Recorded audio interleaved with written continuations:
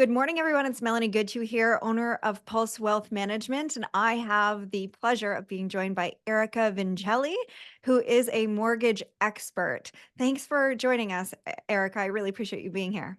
Oh, always so great to hang out with you. And thank you so much for inviting me today. It means a lot to me. My pleasure. So I really wanted to have you on because, we follow each other on LinkedIn. You put in a lot of great content, and I'm seeing a couple of things that you're putting out lately that are really great. And I think that more people need to hear about it. So there's two things I'd love to cover with you. This is going to be a two-part series. We're going to do video one today, and then make sure you tune back in a few days for the second part of this series. The first part of this series that we're going to talk about today is all about refinancing. Part two in a few days is going to be on rental cash damming. That's So my that's favorite. something, yeah, right? Not a lot of people know about it. I'm really excited for you to touch on it. So let's jump right in. Erica, refinancing, what is it? Well, and I know right now the big topic is talking about renewals because so many people, there's something like 2.2 million renewals that are coming up in the next 2 years. So I like to talk about refinancing because it could be a strategy that people can do at their renewal time. And refinancing is, a way to access the equity from your home.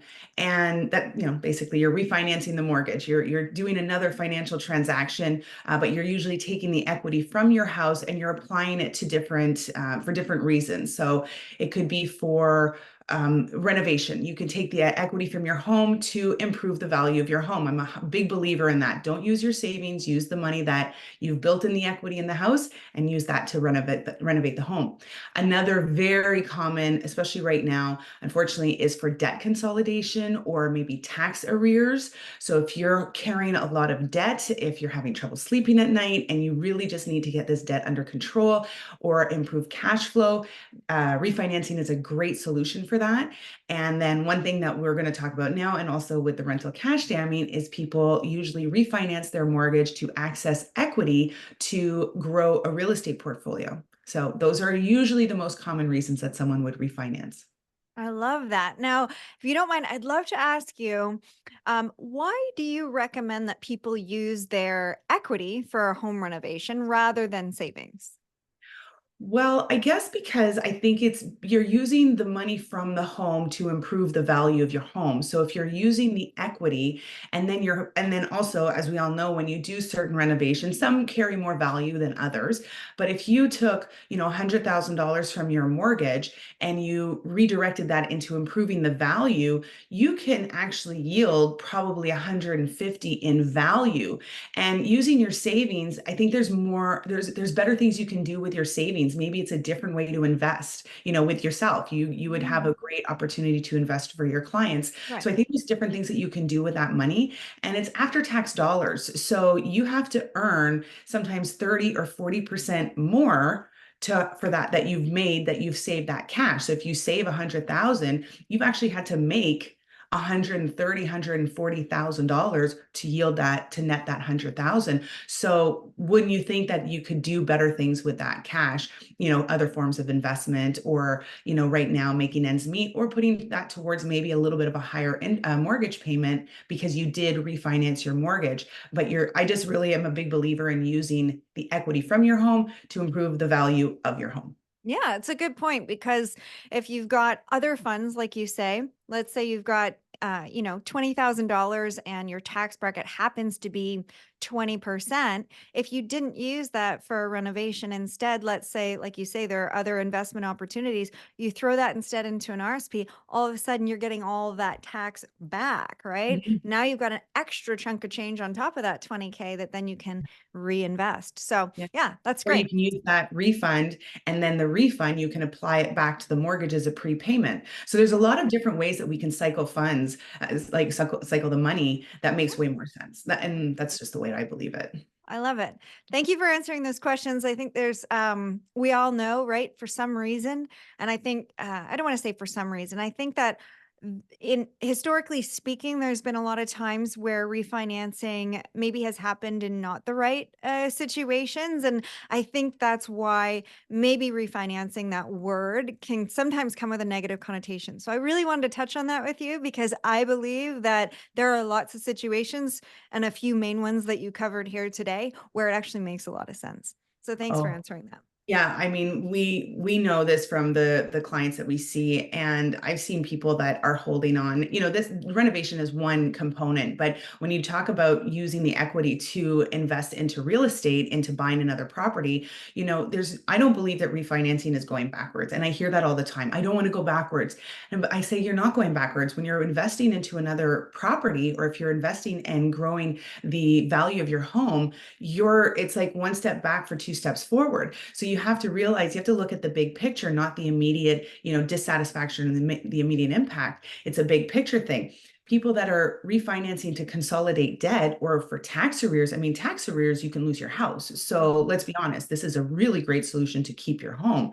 And debt consolidation, if you're at your wits end and you're super exhausted and stressed and anxious and depressed because debt has become overwhelming in the landscape that we're living in right now, well, why not use the equity to free up some cash flow and feel better? Like, I don't see it as going backwards, and I hear the negative side of it often. And once I explain and put some context to the solution, and then also finding the right strategy, it's not Hmm. just refinancing one and done, right? Hmm. Then we look at, well, if you're saving, $500 a month of cash flow, what can we redirect those funds to make it more, Hmm.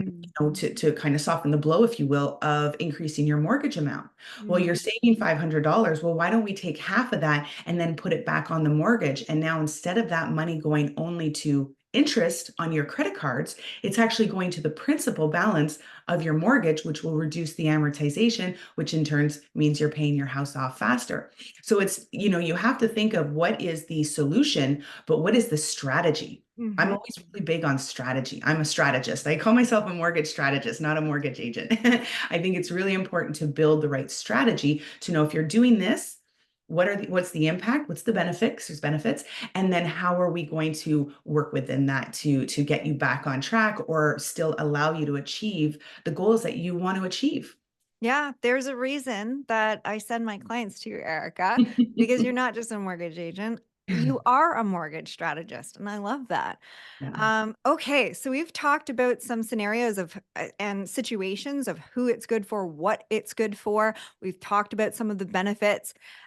We've even now I'd love to touch on a real life situation. Do you have maybe a recent, maybe client study that you could share with us where about this refinance strategy and how it worked out? Yeah, yeah. Actually, one comes to mind, that this one came very abruptly. So I got a phone call. They had been actually working with their bank, and their bank basically said, so they were actually in tax arrears, property tax arrears, not tax, income tax, but property tax arrears. And we can always ask, how can it get this bad? And we have that conversation because we want to make sure that things don't repeat themselves, right? So we ask the questions. This is a very non-judgmental zone. I want to provide a very compassionate, and open, honest communication with my clients, because I know that sometimes this can feel a little embarrassing, and it's not like that. I'm here to provide solutions. So if anyone has concerns about that, this is a very safe place. I want to reassure you of that. So they came to me, they were really worried. They were literally on the verge of losing their home because the bank, they had not been paying their property taxes. And that is a condition of having a mortgage. You have to keep up with your obligations, and one of them is property taxes. They did also have quite a bit of debt. And this was as a result of a move, lack of work, and XYZ. Like, there was a whole bunch of reasons why we got to this point. Now, they had overall decent credit, not terrible, but not amazing. So they had average credit. And they also had a ton of equity in their house. And this was a huge benefit to them. So, in the matter of, and we had to move quick, because when arrears happen and tax arrears happen, I mean, the bank is knocking on your door saying you've got a week to pay us, or we're about to take the house. So my partner and I, we had to move into high gear. We prioritized it. Obviously, we have to do that from time to time. And we were able to access the equity. So we had an appraisal done by an accredited appraiser.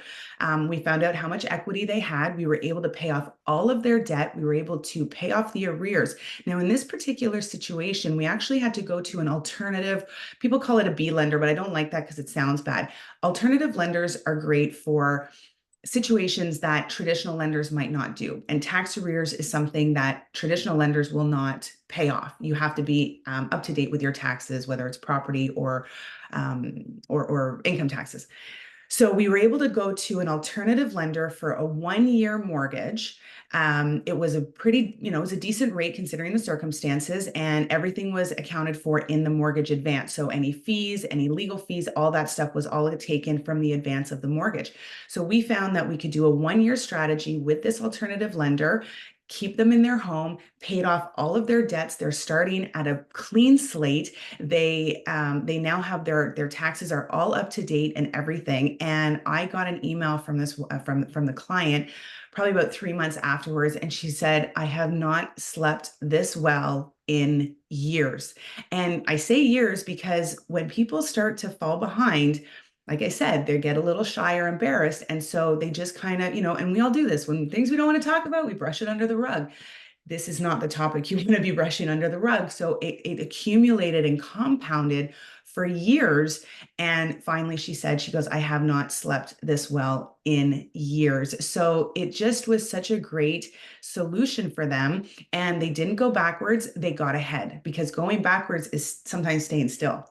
And, the brushing it under the rug doesn't allow you to move forward. So even though we increased their mortgage amount, at the end of the day, we got rid of all of the debt. We got rid of the stress points in their lives.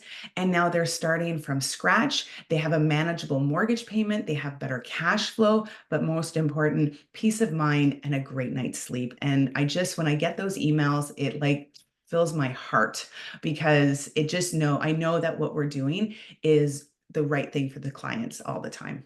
Absolutely, and that is the best thing about what we do for people is creating peace of mind. I Mhm. often say that, there's nothing better than when people say, "My shoulders are 2 inches lower, and I've had the best night's sleep that I've had in a really long Isn't that the time." best one? You It never thought is. as a business that, like, hearing someone's sleep patterns would have such an effect or an impact on our lives, and it just brings me so much joy, and I know it does to you too, because 'cause you're just such an amazing woman, and you help so Yeah. many people all the time. When my clients speak with you, they're like, "Oh, this woman is like a fountain, a wealth of knowledge," and it makes me very comfortable knowing that when my clients speak to you, that they are in very, very, very good hands. Thank you. I really appreciate that. Well, thank you so much, Erica, for joining us. As I said, everyone, this is part 1 of 2.